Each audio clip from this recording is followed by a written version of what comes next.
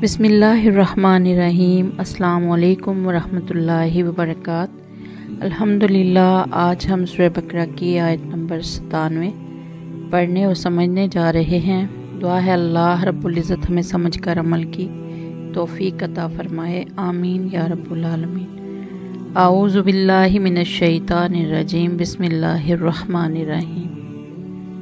कुल कह दीजिए, मन काना जो हो अदुवन दुश्मन li जिब्रीला जिब्राइल का, फ़इन्नहु तो बेशक उसने नज़्ज़लहु उतारा उसको अला क़ल्बिका आपके दिल पर, बिइज़्निल्लाहि अल्लाह के हुक्म से, मुसद्दिक़न तस्दीक करने वाला, लिमा उसकी जो बैन यदैहि इससे पहले की है, वहुदन और हिदायत है, व बुशरा और खुशखबरी है, लिलमुमिनीन ईमान लाने वालों के लिए।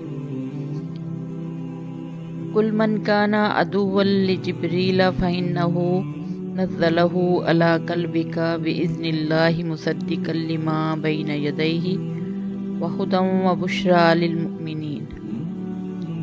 ए पैगम्बर, इनसे कह दीजिए, अगर कोई शख्स जिब्रील का दुश्मन है तो उन्होंने ये कलाम अल्लाह की इजाज़त से आपके दिल पर उतारा है, जो अपने से पहले की किताबों की तस्दीक कर रहा है, और ईमान वालों के लिए मुजस्समे हिदायत और खुशखबरी है।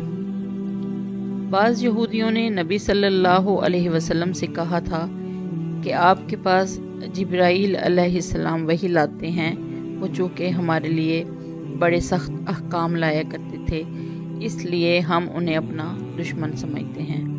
अगर कोई और फरिश्ता वही ला रहा हो तो हम कुछ गौर कर सकते थे।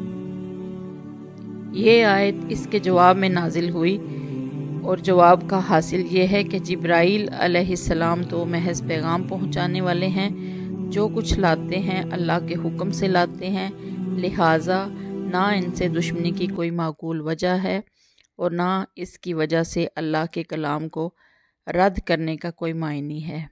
दुआ है अल्लाह रब्बुल इज़्ज़त हमें समझ कर अमल की तौफीक अता फरमाए, आमीन या रब्बुल आलमीन। अस्सलामु अलैकुम वरहमतुल्लाहि वबरकातुहू।